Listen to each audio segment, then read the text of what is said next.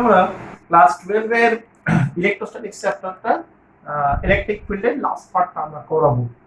যেটা পড়বো আজকে সেটা হচ্ছে ইলেকট্রিক লাইনস অফ ফোর্স বা তড়িৎ বলরেখা। এটা কিন্তু খুব ইম্পর্টেন্ট একটা জিনিস, এখান থেকে কিছু ছোট ছোট প্রশ্ন আসে। তো তড়িৎ বলরেখা আমরা বলতে কি বুঝি সেটা জানতে হবে। তড়িৎ বলরেখা মানে হচ্ছে কিছু কাল্পনিক রেখাকে বোঝায়, বক্ররেখা।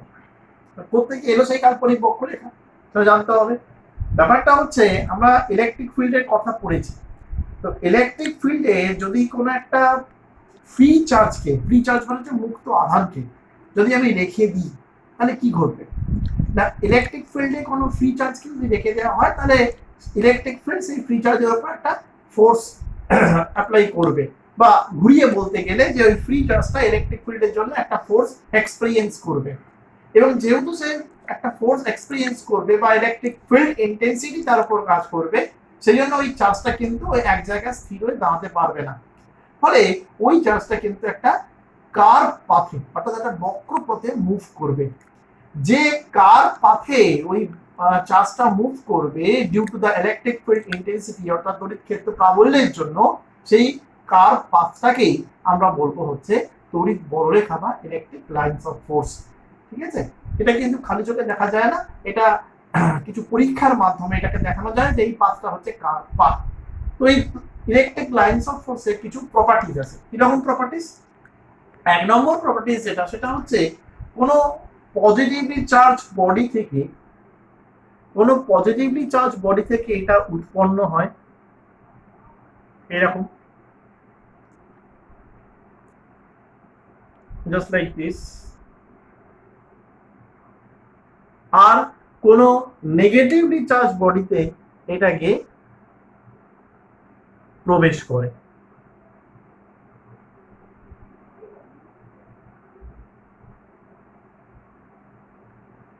Just like this. এরাগুলো কিন্তু খেয়াল করবে। কোনো পজিটিভলি চার্জ বডি থেকে এইটা ইলেকট্রিক লাইনস অফ ফোর্স গুলো নির্গত হয়, এবং নেগেটিভলি চার্জ বডিতে ইলেকট্রিক লাইনস অফ ফোর্স গুলো প্রবেশ করে। যখন কোনো পজিটিভলি চার্জ বডি, অর্থাৎ ধনাত্মক আধানে আহিত বস্তুর তল থেকে ইলেকট্রিক লাইনস অফ ফোর্স গুলো নির্গত হয়, তখন সেই তলের সাথে লম্বভাবে নির্গত হয়। একইভাবে যখন কোনো নেগেটিভলি চার্জ বডি, অর্থাৎ ঋণাত্মক তড়িৎগ্রস্ত বস্তুর মধ্যে লাইনস অফ ফোর্স গুলো প্রবেশ করে, তখন সেগুলো ওই তলের সাথে লম্বভাবেই প্রবেশ করে। এটা কিন্তু মাথায় রাখবে। এটা এক নম্বর পয়েন্ট গেল। দুই নম্বর যে পয়েন্টটা বলবো সেটা হচ্ছে ইলেকট্রিক লাইনস অফ ফোর্সের যে কোনো পয়েন্ট, ইলেকট্রিক লাইনস অফ ফোর্সের উপর যে কোনো পয়েন্টে যদি আমি ট্যানজেন্ট ড্র করি, ট্যানজেন্ট মানে হচ্ছে স্পর্শক আঁকি, তাহলে ওই ট্যানজেন্টটা ওই পয়েন্টে ইলেকট্রিক ফিল্ডের ডিরেকশনটা রিপ্রেজেন্ট করে। এটা কিন্তু খুব ইম্পর্টেন্ট পয়েন্ট। মনে করো একটা চার্জ এইরকম ভাবে গেছে, এখানে আমি কতগুলো পয়েন্ট নিচ্ছি, এ বি সি ডি এরকম। তো এবারে যদি কেউ এ পয়েন্টে ট্যানজেন্ট ড্র করে, তাহলে এ পয়েন্টে ইলেকট্রিক ফিল্ড হচ্ছে ই এ, এইভাবে সেটা কাজ করছে। বি পয়েন্টে যদি কেউ ট্যানজেন্ট ড্র করে, তাহলে বি পয়েন্টে ইলেকট্রিক ফিল্ড হচ্ছে ইবি। সি পয়েন্টে ট্যানজেন্ট ড্র করলে সি পয়েন্টে ইলেকট্রিক ফিল্ড ইসি, এবং ডি পয়েন্টে ট্যানজেন্ট ড্র করলে ইলেকট্রিক ফিল্ড হচ্ছে ইডি। ইউনিফর্ম যদি ইলেকট্রিক ফিল্ড হয়, তাহলে EA equal to EB equal to EC equal to ED, অর্থাৎ প্রত্যেক ক্ষেত্রে ইলেকট্রিক ফিল্ডের মানটা সমান হবে। কিন্তু সব থেকে বড় পয়েন্ট সেটা খুব ইম্পর্টেন্ট, যে ইলেকট্রিক লাইনস অফ ফোর্সের কোনো একটা পয়েন্টে যদি আমি ট্যানজেন্ট ড্র করি, অর্থাৎ স্পর্শক আঁকি, তাহলে সেই স্পর্শকটা ওই পয়েন্টে ইলেকট্রিক ফিল্ডের ডিরেকশনকে রিপ্রেজেন্ট করে। এটা কিন্তু খুব ভাইটাল। তিন নম্বর যে পয়েন্টটা বলবো সেটা ভীষণ ইম্পর্টেন্ট পয়েন্ট, সেটা হচ্ছে যে দুটো ইলেকট্রিক লাইনস অফ ফোর্স, অর্থাৎ দুটো তড়িৎ বলরেখা, এরা কখনোই পরস্পরকে ছেদ করতে পারে না। এটা কিন্তু প্রপার্টির মধ্যে যাচ্ছে। যদি প্রশ্ন করো যে কেন ছেদ করতে পারে না, তার উত্তর আছে। কি উত্তর? মনে করো, এটা মুছে দাও, মনে করো দুটো তড়িৎ বলরেখা পরস্পরকে ছেদ করে গেল, এইভাবে দুটো তড়িৎ বলরেখা পরস্পরকে ছেদ করে গেল, হলো। তাহলে কি হলো? এদের একটা কমন ছেদবিন্দু বা পয়েন্ট অফ ইন্টারসেকশন পাওয়া যাবে। ধরে নাও সেটা হচ্ছে ও। কমন ছেদবিন্দু বা কমন পয়েন্ট অফ ইন্টারসেকশন পাওয়া যাবে, সেটা হচ্ছে ধরে নাও ও। এইবারে এই তড়িৎ বলরেখাটার জন্য আমি এই দিকে ট্যানজেন্ট ড্র করতেই পারি। মনে করো সেটার নাম দিলাম আমি হচ্ছে E1। আবার একইভাবে এই তড়িৎ বক্ররেখাটার জন্য আমি এই পয়েন্টে এই দিকে ট্যানজেন্ট ড্র করতে পারি, সেটা মনে করা হচ্ছে E2। তাহলে একটা পয়েন্টে ইলেকট্রিক ফিল্ডের জন্য একটা পয়েন্টে পয়েন্ট অফ ইন্টারসেকশন থেকে আমি দুটো ডিফারেন্ট ডিরেকশনে অর্থাৎ দুটো ভিন্ন অভিমুখে আমি ইলেকট্রিক ফিল্ডের জন্য ট্যানজেন্ট ড্র করছি, হুইচ ইজ ইম্পসিবল, যেটা বাস্তবে কখনোই সম্ভবপর নয়। কারণ ইলেকট্রিক লাইন্স অফ ফোর্স এর উপর একটা পয়েন্টে আঁকা স্পর্শ কেবলমাত্র নির্দিষ্ট দিকেই, সেটা একটা নির্দিষ্ট দিকেই হবে, একটা নির্দিষ্ট দিকে ইলেকট্রিক ফিল্ডের ডিরেকশনটাকে রিপ্রেজেন্ট করে। কখনোই একাধিক ডিরেকশনে ইলেকট্রিক ফিল্ড থাকা সম্ভবপর নয়। এটা কিন্তু ভীষণ ইম্পর্টেন্ট। সেই কারণেই দুটো তড়িৎ বলরেখা কখনোই পরস্পরকে ছেদ করতে পারে না। ওকে, পরের পয়েন্ট কি বলবো? পরের পয়েন্ট হচ্ছে যে তড়িৎ বলরেখাগুলো পাশাপাশি ভাবে ল্যাটারালি পরস্পরকে রিপেল করে, পাশাপাশি ভাবে পরস্পরকে বিকর্ষণ করে। কেন করে? কারণ পাশাপাশি যদি পরস্পরকে আকর্ষণ করতো বা যদি পাশাপাশি যখন ক্লোজড হয় ওরা, তখন এই একে অপরকে ওভারল্যাপ করার কন্ডিশন চলে আসে। এই যে তড়িৎ বলরেখাগুলো এগুলো ঘনসন্নিবিষ্ট হয়, এবং ঘনসন্নিবিষ্ট হওয়ার ফলে কি হয়, যদি এরা পাশাপাশি টাচ করে ফেলে একে অপরকে বা ওভারল্যাপ করে ফেলে, তাহলে কিন্তু এরকম সিচুয়েশন চলে আসবে, হুইচ ইজ ইম্পসিবল, যেটা কখনো সম্ভবপর নয়।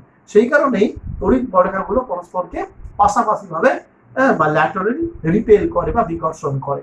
তাহলে তড়িৎ বলরেখা কি কি পয়েন্ট বললাম সেগুলো একবার আমি আরেকবার বলে দিচ্ছি।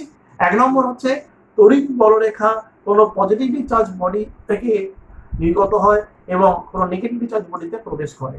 2 নম্বর পয়েন্ট, কোনো পজিটিভলি চার্জ বডি থেকে যখন সেটা নির্গত হয় তখন সেই বডির সারফেস থেকে নর্মালি আউটওয়ার্ড অর্থাৎ লম্বভাবে বাইরের দিকে নির্গত হয়। একইভাবে কোনো নেগেটিভলি চার্জ বডিতে নর্মালি ইনওয়ার্ড ভাবে অর্থাৎ লম্বভাবে এটা ভিতরে প্রবেশ করে। 2 নম্বর বললাম যে তড়িৎ বলরেখার কোনো বিন্দুতে যদি আমি একটা ট্যানজেন্ট ড্র করি, স্পর্শক আঁকি, তাহলে সেই স্পর্শকটা ওই বিন্দুতে ইলেকট্রিক ফিল্ডের ডিরেকশনটাকে রিপ্রেজেন্ট করে। 3 নম্বর বললাম যে দুটো তড়িৎ বলরেখা কখনোই পরস্পরকে ছেদ করতে পারে না। যদি এটা আলাদা করে প্রশ্ন আসতে হয় তাহলে এক্সপ্লেনেশনটা দিয়ে দিতে হবে, নাহলে যদি প্রপার্টিস লিখতে বলে তাহলে এক্সপ্রেশন দেওয়ার দরকার নেই। 4 নম্বর বললাম যে ইলেকট্রিক লাইন্স অফ ফোর্স গুলো ল্যাটারালি পরস্পরকে রিপেল করে বা বিকর্ষণ করে। বেশ, এবারে কতগুলো ছবি একটু দেখাই। মনে করো এইটা একটা প্লাস কিউ চার্জ আর এইটা একটা মাইনাস কিউ চার্জ। তাহলে লাইন্স অফ ফোর্সের ছবিগুলো কিরকম হবে? এই হচ্ছে লাইন্স অফ ফোর্সের ছবি। এইগুলো কিন্তু পরীক্ষায় আসে।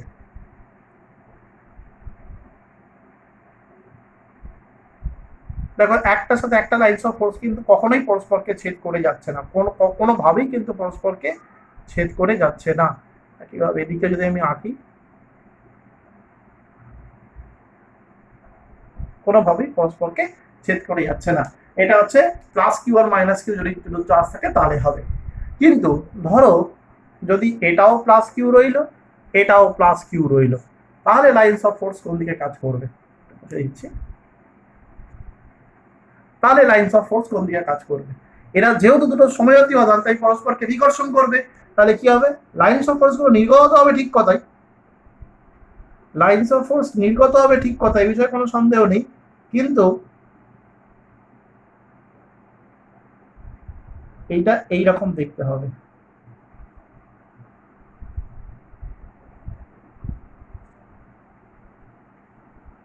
এটা এইরকম দেখতে হবে। এই মাঝখানটা হচ্ছে কাটা কাটা। কাটা কাটা মানে হচ্ছে এই জায়গাটাতে কোনো ইলেকট্রিক ফিল্ড পাওয়া যাবে না, ইলেকট্রিক ফিল্ড ইন্টেন্সিটিটা 0 হবে। এইটাকে বলা হয় উদাসীন অঞ্চল, উদাসীন অঞ্চল বা নিউট্রাল রিজিয়ন। নিউট্রাল রিজিয়ন মানে এখানে ইলেকট্রিক ফিল্ড নেই, শূন্য। এই অঞ্চলটাকে বলা হয় নিউট্রাল রিজিয়ন বা উদাসীন অঞ্চল, এখানে ইলেকট্রিক ফিল্ড নেই। আচ্ছা, এখান থেকে আরেকটা প্রশ্ন আসে ভীষণ ইম্পর্টেন্ট, সেটা হচ্ছে যে একটা +1 অর্থাৎ একক ধনাত্মক আধানের জন্য শূন্য মাধ্যমে কি পরিমাণ বা কত সংখ্যক তড়িৎ বলরেখা নির্গত হতে পারে? কোশ্চেনটা আমি আবার বলছি, ভালো করে শোনো। একটা একক ধনাত্মক আধানের জন্য বায়ু মাধ্যম বা শূন্য মাধ্যমে কি পরিমাণ তড়িৎ বলরেখা নির্গত হতে পারে? ঠিক আছে, যে এটার আনসার হচ্ছে তোমার 1/ε0। যে একটা +1 চার্জের জন্য একটা +1 চার্জের জন্য শূন্য মাধ্যম বা বাল মাধ্যমে 1/ε0 সংখ্যক electric lines of force emit করতে পারে বা নির্গত হতে পারে। এটা কিভাবে এলো, কোত্থেকে এলো, তার কনসেপ্টটা একটু বাদে আমরা পাবো, যখন তড়িৎ ফ্লাক্স করবো সেখান থেকে তার কনসেপ্টটা আমরা পাবো। ওকে, তাহলে এই মোটামুটি ইলেকট্রিক লাইনস অফ ফোর্সের প্রপার্টিজ যেগুলো সেগুলো আমরা আলোচনা করলাম। হলো, তাহলে বলবি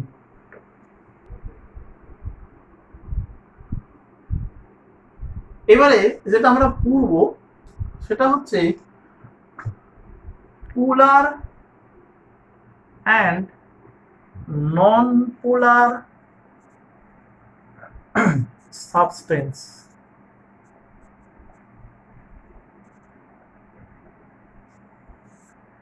পোলার অ্যান্ড নন পোলার সাবস্টেন্স বাংলায় বলে হচ্ছে মেরুবর্তী এবং অমেরুবর্তী পদার্থ। পোলার অ্যান্ড নন পোলার সাবস্টেন্স, মেরুবর্তী এবং অমেরুবর্তী পদার্থ। আগে বলবো আর সেগুলো জানি। আমরা ডাইপোল সম্পর্কে জেনেছি, দুখানা চার্জ থাকবে, দুটো ম্যাগনিটিউড সেম, কিন্তু চার্জের নেচারটা হচ্ছে অপোজিট, একটা হচ্ছে প্লাস কিউ, একটা minus Q, and they are separated by a very small distance.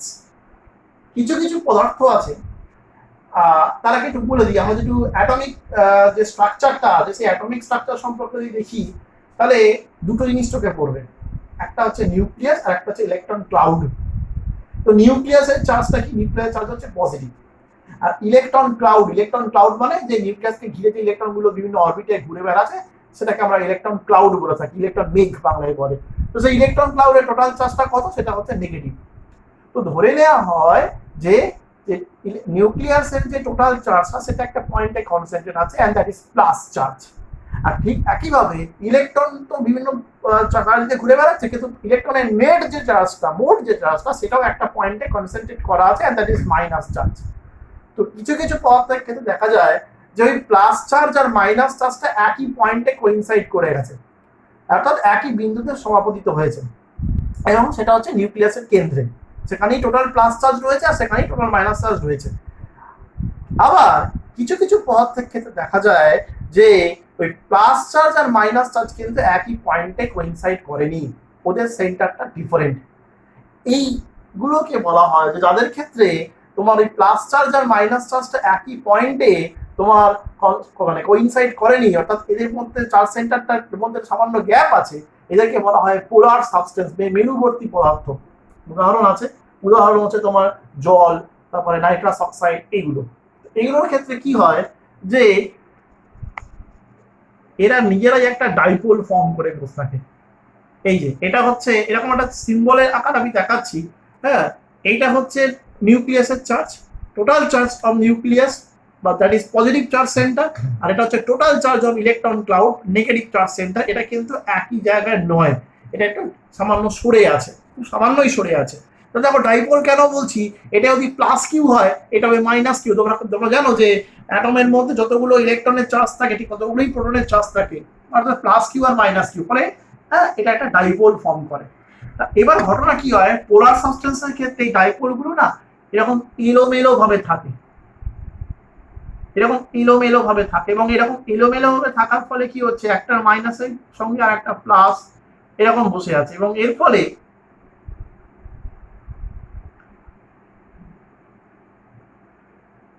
দেখা যায় যে এই রেজাল্টেন্ট ফিল্ডটা মেবি জিরো, এরকম। এখানে কোনো রেজাল্টেন্ট ফিল্ড নেই। আমি ছবিটা আঁকতে গিয়ে সাইজটা একটু বড় ছোট হয়েছে, ব্যাপারটা অলমোস্ট সেম হয়ে। তো এখানে কোনো রেজাল্টেন্ট ইলেকট্রিক ফিল্ড নেই, কারণ রেজাল্টেন্ট ডাইপোল মোমেন্ট নেই। তার কারণটা হচ্ছে পরস্পরকে এরা প্রশমিত করে ফেলেছে, মানে নিউট্রালাইজ করে ফেলেছে, প্লাস মাইনাস।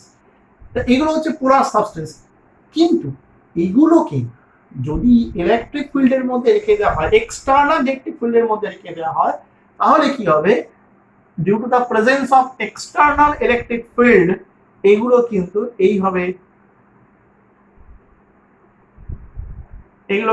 এইভাবে দাঁড়িয়ে থাকবে। এদিকটা হবে প্লাস, এদিকটা হবে মাইনাস, এদিকটা প্লাস, এদিকটা মাইনাস,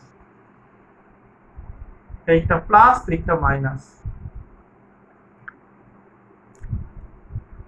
ঠিক আছে?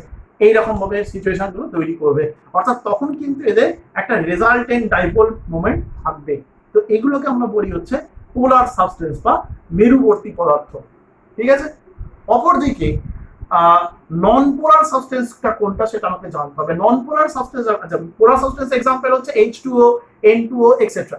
নন পোলার সাবস্টেন্স কোনটা? নন পোলার মানে হচ্ছে যে এদের যে কনফিগারেশনটা তার মধ্যে পজিটিভ চার্জ সেন্টার আর নেগেটিভ চার্জ সেন্টার, অর্থাৎ ইলেকট্রনের জন্য যে নেগেটিভ চার্জ আর প্রোটনের জন্য বা যে পজিটিভ চার্জ, এটা কিন্তু কোইনসাইড করা থাকে। আগে দেখি, আমি সেই ছবিটা এঁকে দেখাচ্ছি। এইরকম ব্যাপারটা একই পয়েন্টে এগুলো সমস্ত রয়েছে, একই পয়েন্টে এগুলো রয়েছে, ফলে এতে কোনো ডাইপোল মোমেন্ট ইনিশিয়ালি থাকে না। যেমন হচ্ছে CH4 মিথেন, ঠিক আছে, এদের কিন্তু কোনো ডাইপোল মোমেন্ট আগে থেকে থাকে না, এগুলোকে নন পোলার সাবস্টেন্স বলা হয়। এইবার যদি এদেরকে ইলেকট্রিক ফিল্ডের মধ্যে রেখে দেওয়া হয়, রেখে দিলে কি হবে যে এদের শেপটার একটু চেঞ্জ হবে, এদের শেপটার একটু চেঞ্জ হবে এবং স্ফেরিক্যাল থেকে এটা একটু স্লাইডলি ইলিপ্টিক্যাল শেপে এগুলো চলে আসবে এবং এদের যে সেন্টার গুলো ছিল সেই সেন্টারটার মধ্যে একটা সেপারেশন তৈরি হবে, অর্থাৎ একটা ইলেকট্রিক ডাইপোল এরা ফর্ম করবে, যদিও সেটা টেম্পোরারি কিন্তু সেটা ফর্ম করবে। এইরকম এইরকম শেপেরও একটু চেঞ্জ হবে এবং এই চার্জ সেন্টার গুলোর মধ্যে একটা সেপারেশন হবে এবং এর ফলে একটা ডাইপোল মোমেন্ট তৈরি হবে।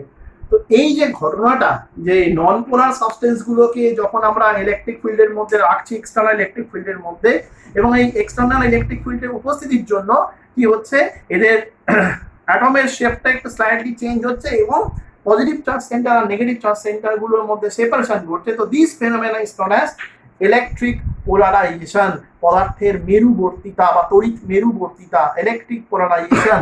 আর এই যে ডাইপোল মোমেন্টটা তৈরি হলো, এটাকে বলা হয় পোলারাইজেশন ভেক্টর বা মেরু ভেক্টর বলা হয়। ঠিক আছে, তো তোমাদের এখানে প্রশ্ন আসতে পারে যে পোলার সাবস্টেন্স এবং নন পোলার সাবস্টেন্স বলতে কি বুঝো, উদাহরণ দাও। ছবি দিয়ে ব্যাখ্যা করে দিতে হবে এটা। ঠিক আছে, তাহলে ইলেকট্রিক ফিল্ডের মধ্যে যেটুকু ছিল সেটুকু আজকে আমরা আলোচনা করে ফেললাম। এগুলো ভালো করে প্র্যাকটিস করতে হবে।